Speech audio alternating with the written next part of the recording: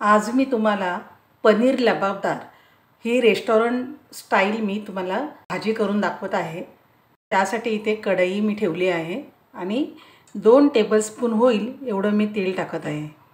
तेल गरम झालं आहे, त्याच्यामध्ये 1 टीस्पून मी जिरं टाकत आहे। 2 इंच आल्याचे तुकडे मी करून घेतलेले आहेत ते टाकत आहे। 4-5 मी लसूण पाकळ्या घेतलेल्या आहेत।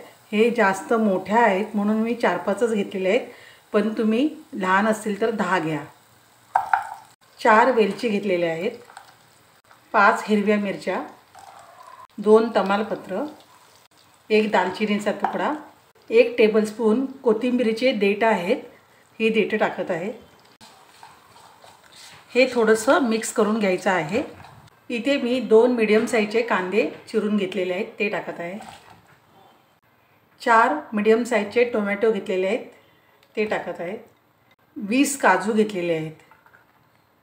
4-5 मी काश्मीरी चिली घेतलेली आहे ती टाकत आहे। हे सगळं मीडियम गॅसवर परतून घ्यायचं आहे। कांदा टोमॅटो चांगला मी परतून घेतला आहे। टोमॅटो बघा थोडासा मऊ पण झालेला आहे। यात मी 1 टीस्पून आता मी काश्मीरी चिली पावडर टाकत आहे।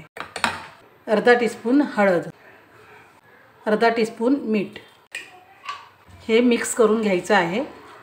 मसाला थोडा परतून घ्यायचा आहे।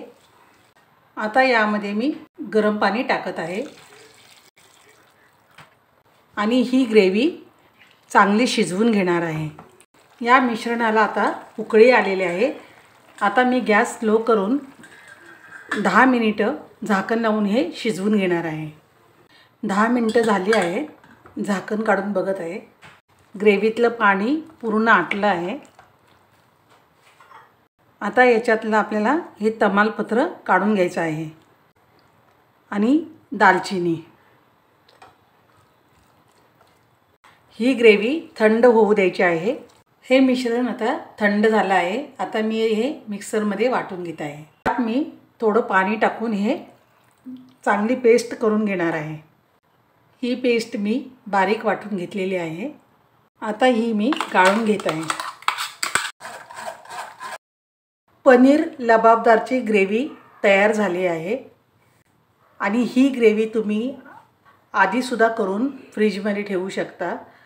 8 ते 15 दिवस ही डीप फ्रीझरमध्ये ठेवली तर टिकते पण, आणि जेव्हा तुम्हाला पाहिजे असेल तेव्हा तुम्ही ती ग्रेव्ही वापरू शकता।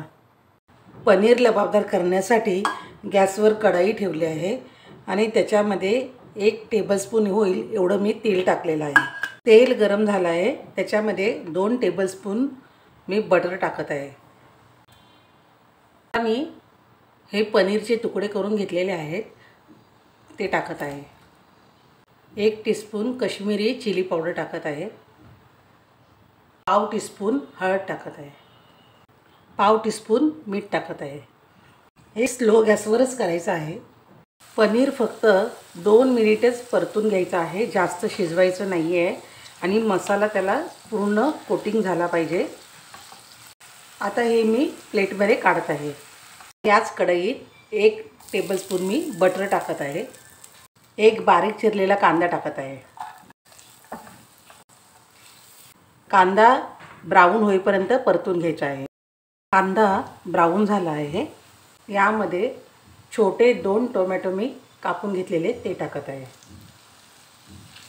हे टोमॅटोसुद्धा चांगले याच्यामध्ये परतून घ्यायचे आहेत। टोमॅटो चांगला परतून घेतला आहे, त्याच्यामध्ये पाव टीस्पून मी हळद टाकत आहे। 1 टीस्पून काश्मीरी चिली पावडर टाकत आहे। पाव टीस्पून मीठ टाकत आहे। आता हे थोडंसं परतून घ्यायचं आहे। 1 टीस्पून धने पावडर टाकत आहे। हे मसाले चांगले परतून घ्यायचे आहेत। मसाले जळू नयेत म्हणून थोडंसं याच्यामध्ये पाणी टाकत आहे। मसाले मी चांगले शिजवून घेणार आहे। पाणी पूर्ण आटवून घेतलं आहे आणि मसाला पण बघा चांगला शिजला गेला आहे। याच्यामध्ये जी ग्रेव्ही बनवली होती ती टाकत आहे। ही ग्रेव्ही आता शिजवून घ्यायची आहे। ग्रेव्हीला आता उकळी पण आलेली आहे आणि ग्रेव्ही अशी घट्टच ठेवायची आहे, पातळ करायची नाही आहे। इथे मी एक थोडासा तुकडा पनीरचा ठेवला होता, तो मी आता याच्यात किसून टाकत आहे. पाव टीस्पून कसुरी मेथी टाकत आहे. 1 टीस्पून साखर, अर्धा टीस्पून मी गरम मसाला टाकत आहे. आता हे मिक्स करून घ्यायचं आहे. हे जे पनीर मसाला लावून घेतलं होतं ते याच्यामध्ये टाकत आहे.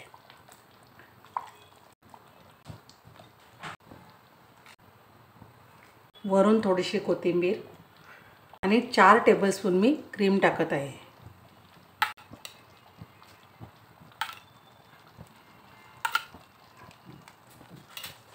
हे सर्व मिक्स करून घ्यायचं आहे. बघा ग्रेव्ही पण किती थिक झालेली आहे. एकदम घट्ट ग्रेव्ही पाहिजे आहे याला पातळ ग्रेव्ही करत नाही आहेत आणि सेम हॉटेलसारखंच दिसत आहे. तुम्ही पण अशा प्रकारे करून बघा. पनीर लबाबदार तयार झाला आहे. मी गॅस बंद करत आहे. पनीर लबाबदार मी प्लेटमध्ये काढत आहे.